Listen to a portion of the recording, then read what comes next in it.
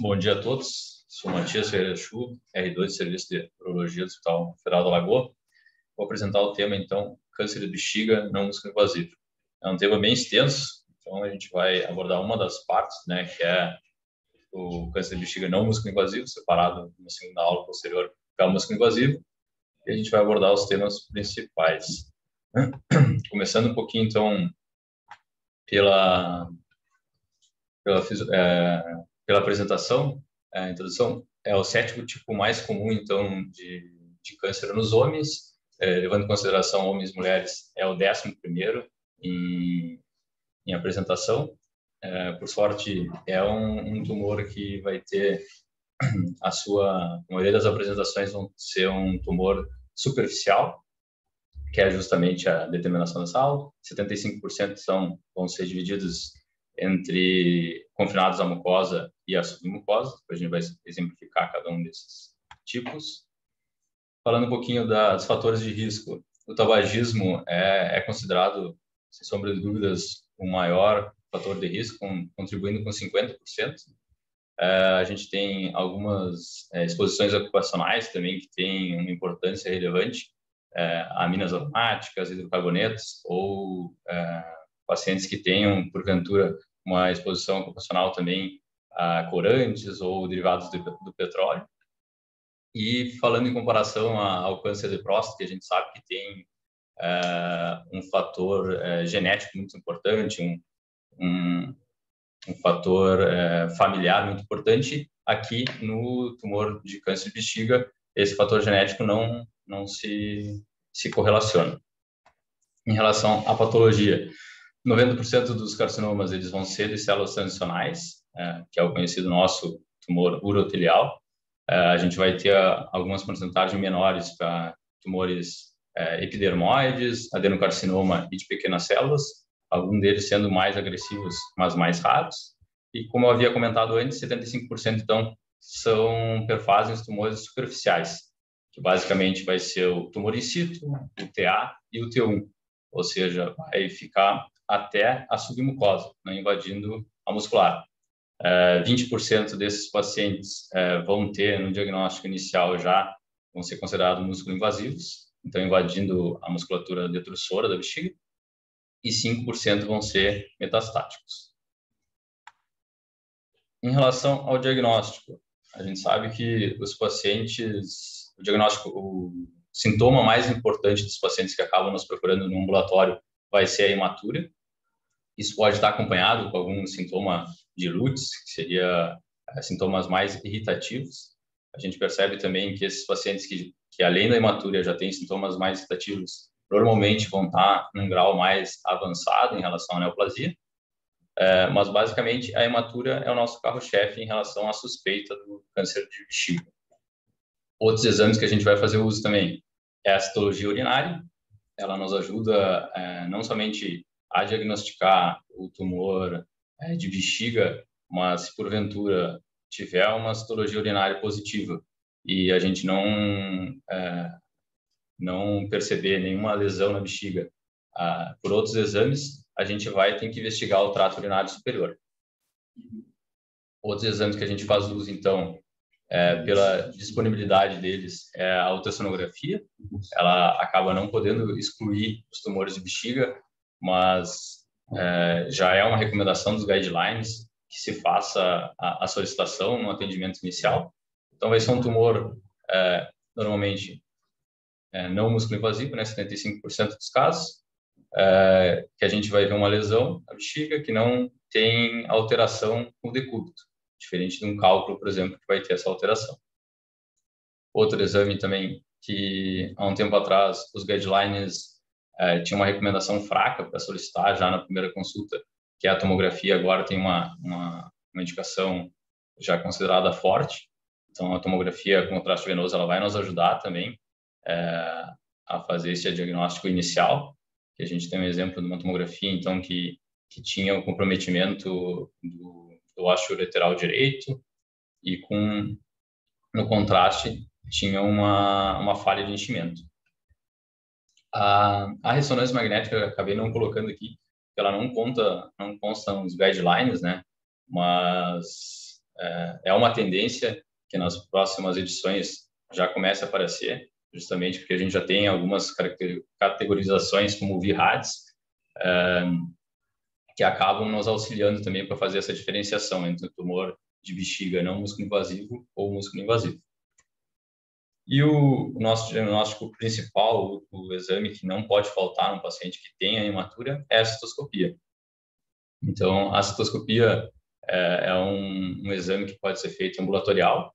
Ela consiste basicamente em a gente, através do cistoscópio, visualizar toda a bexiga, né, todo o epitélio, a mucosa da bexiga. E, basicamente, além de fazer a visualização, a gente vai ter a coleta de material, né? Seja por biópsia a frio ou, em alguns casos selecionados, que a gente já vai fazer uma cistoscopia armada num centro cirúrgico, a gente também vai ter a opção já de fazer, porventura, o tratamento, né? Então, a cistoscopia, além de ser a principal ferramenta no diagnóstico, ela serve tanto como diagnóstico como no acompanhamento posterior. Falando um pouquinho em relação à histologia, né? Em 1973, a OMS tinha feito a primeira categorização desses tumores de bexigas, elencados em 3 graus diferentes, que variavam do 1, 2 e 3, que ia do bem diferenciado ao pouco diferenciado. Já em 2004, 2016, teve algumas atualizações, que acabam sendo aqui no nosso dia a dia o que a gente mais faz uso, que seria a diferenciação dessas lesões, uma neoplasia ureterial com baixo potencial maligno e os carcinomas ureteriais de baixo grau ou alto grau. Que a gente mais acaba vendo nas descrições da patologia, essas duas últimas. Em relação ao estadiamento, lembrando que aqui a gente está numa aula de câncer de bexiga não músculo invasivo, então a gente vai se ater somente a esses 3 primeiros segmentos aqui do T, né? Tumor primário, que seria o carcinoma UTA, carcinoma papilar não invasivo, o TIAS, que seria o tumor in situ, e o T1, que invade o tecido conjuntivo subepitelial, ou seja, a mucosa e a submucosa. Obviamente que é importante a gente saber as outras classificações, né? O T2, que já seria considerado um tumor de bexiga músculo invasivo, que seria dividido em T2A e T2B. O T3, entendeu? T3, que já estaria invadindo o tecido perivesical. E o T4, então, estrutura já adjacentes. Em relação ao N, os linfonodos, a gente vai considerar metástase quando tiver um linfonodo acometido na pelve verdadeira, N2 quando tiver mais de um linfonodo acometido na pelve verdadeira, e N3 quando já tiver ultrapassado esses linfonodos da pelve, já nas ilíacas comuns. E metástase, então, M1, linfonodos não regionais, e M1B, outras metástases à distância. Aqui a gente tem a exemplificação, então, para lembrar como é que vai ser feita a classificação do TNM. Lembrando que a nossa aula ela vai ficar baseada no T1 e no TA, e no tumor in situ. Basicamente, então, não invade a muscular, vai ficar só na mucosa e na submucosa. Então, aqui a gente já viu T2, T3 invadindo já a gordura perivesical e o T4 já em órgãos adjacentes.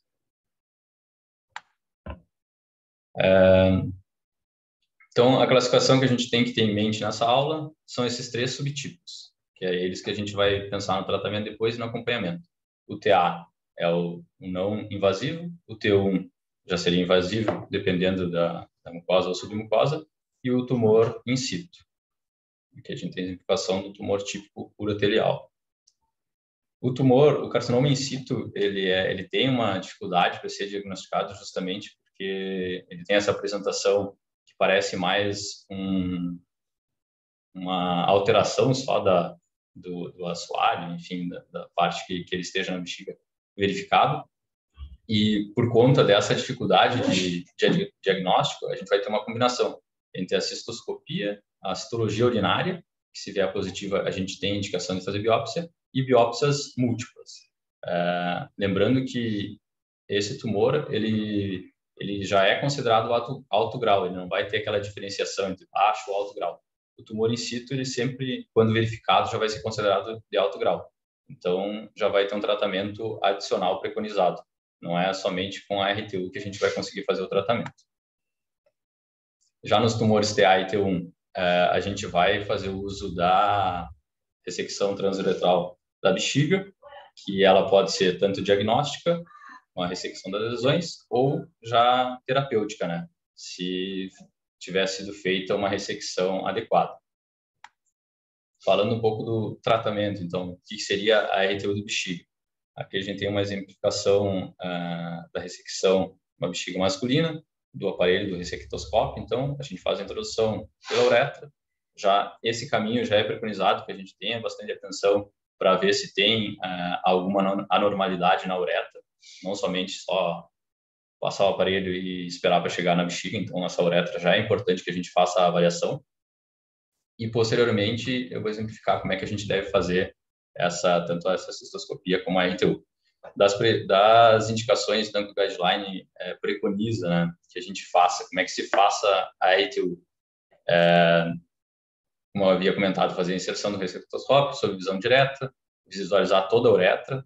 A gente vai ter indicações de biópsia, tanto da uretra como da bexiga a frio, em determinadas situações, não é para todos os pacientes. A descrição também deve ser sistematizada, para que fique sempre da mesma maneira, né? E a descrição do espécime também enviado à patologia deve ter uma organização específica. Das outras recomendações, então, que o guideline preconiza, quando tiver indicação de fazer uma RTU, é necessário que tenha a presença do detrusor, porque é isso que vai fazer o diagnóstico diferencial entre músculo invasivo e não músculo invasivo. A única exceção, então, a gente tem que é o TA de baixo grau. Evitar também que nessa RTU se faça a cauterização em demasia, justamente porque isso vai dificultar o patologista a fazer a descrição. Em relação à biópsia, né? Quando que a gente vai fazer? Tá recomendado quando tiver suspeita de tumor, de carcinoma in situ, e houver uma citologia urinária positiva, a gente tem indicação de fazer a biópsia randomizada. Ele também elenca casos que tenha, né, a fluorescência para realizar essa biópsia que seja utilizada também. E quando se fazer a biópsia da uretra prostática, tumores de colo vesical, ou quando tiver a confirmação ou a suspeita do carcinoma in situ e tiver a citologia urinária presente e não tiver nenhuma lesão evidente na bexiga. Então, falando um pouquinho da RTU e da cistoscopia regrada, a gente tem que ter essa padronização, né, de quando fizer a cistoscopia, a gente descrever o número de lesões, a localização das lesões, o tamanho das lesões. A gente usa como parâmetro também a alça de ressecção, que normalmente tem 1 centímetro para calcular aproximadamente o tamanho da lesão, as características dessa lesão, se ela é polipoide, se ela é tipicamente ureotelial, uma lesão esofítica. Lembrando dessa preocupação com a presença do carcinoma in situ, visto que ele é um tumor de alto grau e que muitas vezes passa desapercebido, e sempre relatar também se é um tumor primário ou se já é uma recorrência, né, que isso muda também estadiamente. A biópsia de bexiga, lembrando que o aspecto que a gente vai encontrar do carcinoma in situ muitas vezes passa só por um aveludamento do tecido, então pode passar bem desapercebido. E a biópsia, como é que a gente vai fazer? Nesse esquema aqui, eles colocam, então, quais são as localizações mínimas que a gente tem que fazer a biópsia, né? Então, ela vai ser feita no trígono, nas paredes lateral direita e esquerda, no teto, aqui na cúpula vesical, na parede posterior e na parede anterior.